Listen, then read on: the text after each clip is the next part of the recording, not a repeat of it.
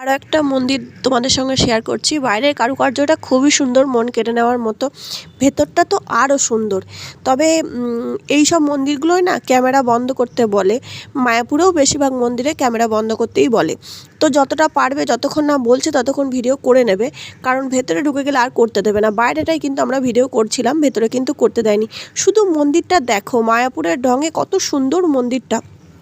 এটাও মন্দির নয়, এটাও সমাধি বাড়ি। তো সমাধি বাড়িতে বসতেও দিচ্ছিল না, ক্যামেরা তো চালু করতে দিচ্ছিলই না, বসতেও দিচ্ছিল না।